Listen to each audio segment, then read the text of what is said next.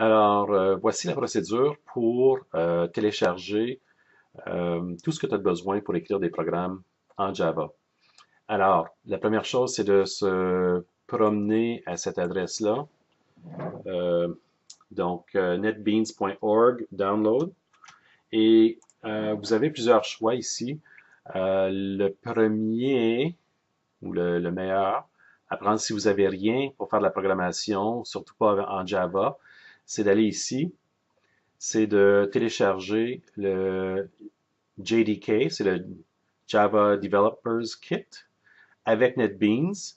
IDE, c'est le Integrated Development Environment. Donc, ça vient avec le SE Bundle. OK? Et tandis que ici, celui-là ne contient pas le JDK. Alors, je vous suggère celui-ci. Tu acceptes la licence. Et là, tu y vas pour Windows. Donc, si tu as un microprocesseur 64 bits, c'est celui-ci. Si c'est pas 64 bits, c'est celui-ci. Donc, la vieille version. Tout probablement que tu as un ordinateur 64 bits. Alors, encore une fois, tu cliques sur ça et tu suis les instructions tout simplement. Et peut-être tu as besoin de redémarrer ton ordinateur à un moment donné, mais c'est la procédure à suivre. Alors, je vais aussi, donc une fois que tu as fait ça, reviens à la vidéo parce que on va exécuter le programme NetBeans. Donc, je tape NetBeans, le 8.2, et voilà, on redémarre. Et on se prépare pour écrire des programmes. Donc, un programme dans NetBeans, c'est vraiment un projet. Alors, comme tu peux voir ici, j'ai plein de projets déjà écrits. Et commençons avec un nouveau projet. Donc, File, New Project. Donc, nouveau projet, Java, une application Java. Donc, c'est bien. Pas besoin de rien faire là, pas besoin de cliquer. Juste sur Next, ici. Donc, les autres ici, vraiment, pas besoin de s'en occuper pour tout de suite. Alors, une chose très importante, si tu veux bien te retrouver, moi, je vais appeler ça exemple 1, tiens, chapitre 2. Donc, une autre chose, c'est de bien trouver notre dossier dans lequel on veut enregistrer ces choses-là. Donc, moi, j'ai un dossier pour mes élèves de 12e année. Donc, je vais placer ça là. Et voilà, il me suggère de placer ces choses-là. Attention de garder ceci coché parce que ça va créer pour moi les parties importantes du programme qu'on va regarder bientôt. Donc, quand on est prêt, on clique sur Finish et voilà.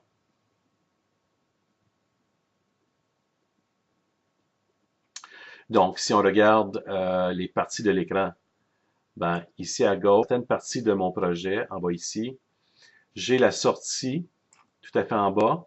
Donc, je suis en train de rapetisser ces parties-là parce qu'elles sont moins importantes pour tout de suite. Et j'ai la partie ici où je code.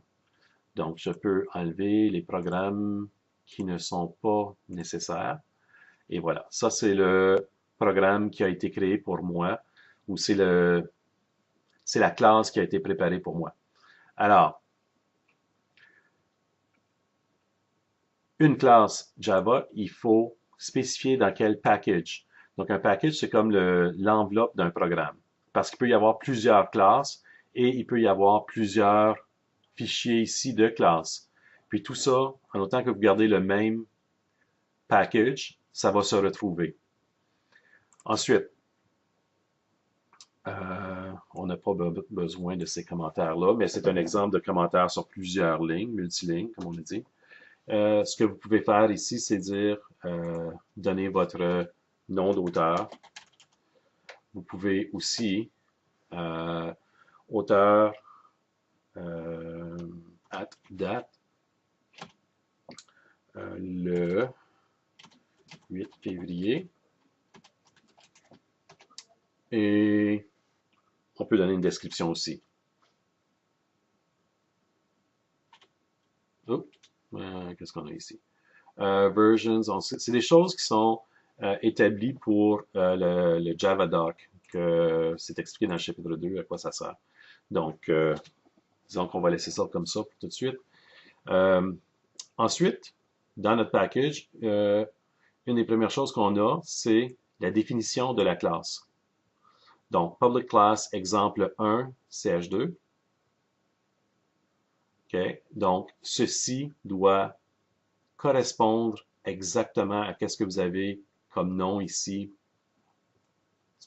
.java. Donc, on n'écrit pas .java ici. Donc, une classe, c'est sur ça que va être basée la création d'un objet.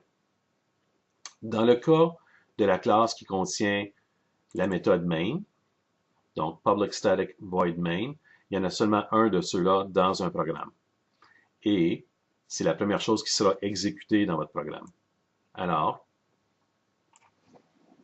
on peut enlever, ça c'est seulement un commentaire. Et donc les premières instructions à être exécutées seront celles qui suivent ici entre les accolades. Donc, une première chose importante, c'est que les accolades forment un bloc. Donc, public static void main. Donc, main, la méthode main, commence ici et termine là. La classe, exemple 1, chapitre 2, commence ici et termine là. Donc, une chose que j'aime faire, c'est rajouter un commentaire, dire fin main, et ici, fin classe. Pourquoi c'est important? Parce que je veux éviter de créer des erreurs quand j'ajoute des accolades pour d'autres blocs. Alors, si on regarde, je vais juste suivre un exemple qui est dans le livre, si je ne me trompe pas. Voici. Donc, je veux essayer de trouver un exemple.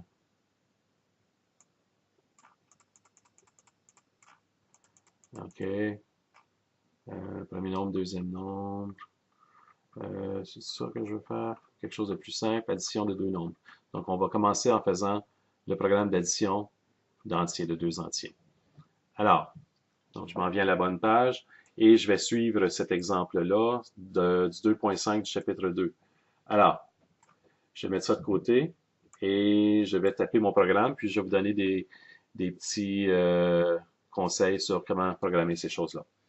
Donc, puisque ce programme-là va utiliser des petites boîtes, des fenêtres qui vont apparaître à l'écran, on va avoir besoin de référencer la bibliothèque de code qui contient ces choses-là. Alors, pour faire ça, on doit importer les classes dans notre programme, dans notre projet. Donc, on fait ça avec l'instruction import. Et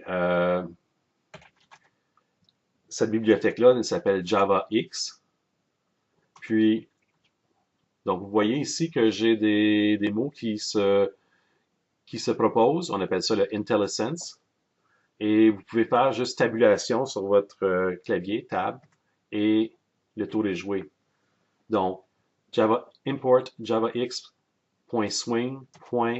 On veut utiliser les JOptionPane. Donc, une chose importante, Java est sensible à la casse. Alors, ça veut dire sensible aux minuscules puis aux majuscules.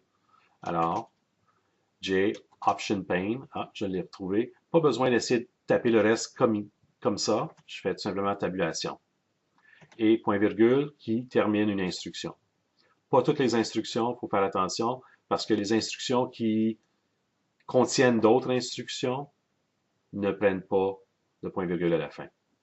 Donc, maintenant, avec ça, on va être capable de venir ici et taper des choses avec JOptionPane comme instruction. Alors, début de classe, prochaine chose. Donc, eux, dans le manuel, ils appellent ça la classe addition avec un A majuscule. Je l'ai appelé quelque chose d'autre. On peut le laisser comme ça, en autant que vous avez un nom descriptif. Donc, je suis ce qui est écrit dans le chapitre 2, dans le 2.5. On fait la déclaration de variable, donc string, premier nombre. Donc, j'utilise ici la notation chameau. Vous pouvez mettre un P majuscule ici si vous voulez, mais pour ne pas être, on peut pas mettre d'espace. Donc, pour mettre en évidence que c'est deux mots, on met la première lettre du deuxième mot en majuscule. OK? Et on peut, tabulation, mettre un commentaire indiquant qu'est-ce que ça fait cette variable-là. Ça sera la première chaîne entrée par l'utilisateur. Donc, ce qui est important de savoir, c'est que peu importe ce que l'on fait, ce qu'on écrit ici après, ça va être ignoré par le compilateur. Donc, tu n'as même pas besoin d'écrire ceci pour que le programme fonctionne. C'est des notes comme tout ça ici en haut pour guider le lecteur de votre programme.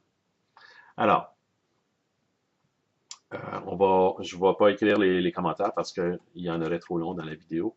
L'autre, c'est second nombre. Oups, toi, j'ai mis un espace, pas permis. Oui. Second nombre, point virgule, et je pourrais continuer. Ici, j'ai des choses qui sont soulignées. Misspelled word, OK? Donc, je vais te montrer comment faire un commentaire qui est moins problématique. Donc, titre, programme, exemple, //, ça c'est des commentaires sur une seule ligne, auteur, // date, 8 février, et souvent on va mettre une description. Puis là, ce programme fait, OK? Donc, je reviens à mes commentaires, après mes commentaires, ma déclaration de mes variables. Donc, ça va être des endroits où je veux emmagasiner des valeurs. Donc, ici, ce sont des valeurs de type string. Donc, c'est comme dire la sorte et ensuite le nom que je choisis. Donc, premier nombre, évidemment, c'est en français. String, c'est en anglais. Donc, string, c'est un mot du langage Java. En fait, c'est une classe, c'est une sorte de valeur. Et premier nombre, c'est en français, donc c'est quelque chose que ici l'auteur du livre a inventé. Donc, c'est un programmeur, c'est un identificateur pour une variable. Donc, pas d'espace, doit commencer par une lettre. Ensuite, j'ai un message ici, variable premier nombre is not used. Donc, c'est pas vraiment une erreur, c'est juste, il te dit, écoute, tu l'as déclaré, mais tu t'en es pas servi. Quelque chose de vraiment sharp avec NetBeans, on peut juste venir ici, source, format, et il devrait formater mon programme de façon à placer les choses aux bons endroits. C'est-à-dire indenter, donc faire des tabulations pour bien placer les choses. Puis ça nous aide à lire le programme aussi parce que ça nous indique si on est à l'intérieur d'une boucle ou d'une décision, qu'est-ce qui est à l'intérieur de quoi. Donc, c'est une bonne idée de faire source format si vous ne faites pas la formatation, le format vous autres mêmes. Donc, ensuite, j'ai besoin d'une variable nombre entier. Donc, nombre 1. Une autre variable entière, nombre 2. Je fais juste suivre ce qui est écrit ailleurs. Int sum. On va se donner une façon de comprendre qu'est-ce que je suis en train de faire là plus tard. D'accord? Donc, pour tout de suite, c'est bon de juste pratiquer à entrer ces choses-là pour voir comment fonctionne l'environnement pour coder.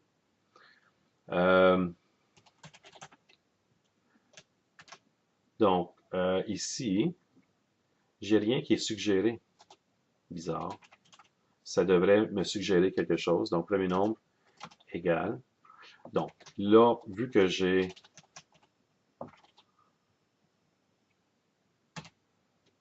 importé JOptionPane, il devrait être capable de me suggérer quelque chose. Et quand je mets le point, c'est là qu'il me le suggère. Donc, c'est JOptionPane Show Input Dialog. Et j'ai seulement un message qui va venir. Donc, si je regarde ici, j'ai Show Input Dialog avec plusieurs paramètres possibles, des choses avec des virgules. Donc, ça veut dire qu'il va s'attendre que tu écrives entre parenthèses quelque chose. Donc, si vous n'êtes pas certain c'est quoi, c'est le fun parce que vous avez ici toutes les possibilités sur comment faire avec cette méthode-là de la sorte d'objet JOptionPane. Donc, c'est celui-ci que je veux et c'est celui-là qui est en surbrillance, donc je fais tabulation. Là, lui, il pense que c'est somme qu'on veut écrire là, mais ça ne l'est pas, donc j'ai pas ça. C'était une suggestion. Je fais majuscule 2 pour avoir mes guillemets, et je lui dis « Entrez le premier nombre ». Je dois finir cette instruction-là avec un point-virgule, puis là, je peux passer à la prochaine ligne. Alors, juste pour s'arrêter là 2 instants, je vais sauvegarder tout ce qui est dans ce projet-là en cliquant sur les 2 petites disquettes. Cliquez toujours sur les 2 disquettes, ça va sauvegarder votre travail à l'endroit désigné. Alors, si je m'en viens ici, j'essaie de trouver exemple 1, chapitre 2. Donc, vous voyez qu'il va avoir créé des dossiers à l'intérieur duquel il va avoir placé ce code-là. D'accord? Euh, et j'en ai d'autres que je vais fermer ici. Pas important. Ça reste fermé ouvert. Bon, je peux continuer maintenant, mais je pense que je vais essayer d'exécuter pour voir qu'est-ce que ça donne. Donc, quand je clique sur la flèche vers la droite ici, je vais aussi déclencher le compilateur. Le compilateur va trouver les erreurs dans le code et va me dire, ben, tu ne devrais pas continuer à exécuter ce programme-là. Tu ne devrais pas l'exécuter, c'est-à-dire parce qu'il y a des erreurs. Il y a des avertissements, mais il y a aussi des erreurs possibles. Donc, je clique ici et entrer le premier nombre. Donc, cette instruction, JOptionPane, Show Input Dialog, entrer le premier nombre, ça crée cette boîte-là. Et pourquoi j'ai le droit de m'en servir? C'est parce que j'ai fait Import JavaX Swing JOptionPane. Donc, les composants ou les objets visuels comme ça ici se trouvent dans JavaX Swing. Et donc, on va taper une valeur et qu'est-ce qui va arriver? Ce qui est à droite ici va s'en aller à gauche. Donc, la valeur que je tape va aller dans la variable premier nombre, puis premier nombre, c'est ici, et c'est une variable chaîne de caractères. Donc, si j'écris 45, et je fais OK, voilà, le programme a terminé parce que j'ai rien d'autre d'écrit ici. Mais qu'est-ce qui est arrivé? C'est que premier nombre a changé en les 2 caractères 4, 5, un à côté de l'autre. Et c'est stocké dans la variable premier nombre. Donc, j'ai pas besoin d'aller en mémoire, vivre, chercher à quelle adresse que c'est. Je sais que c'est à l'adresse premier nombre. Donc, aussitôt que j'utilise les mots premier nombre, écrits comme ceci exactement, je vais avoir 4 et 5 à côté. Ensuite, donc je vais continuer d'écrire les autres instructions. Second nombre. Et puis, on pourrait continuer. Je vais m'arrêter ici parce que je remarque que j'ai 18 minutes qui va faire une super grosse vidéo. Je vais couper ça en 2 parties.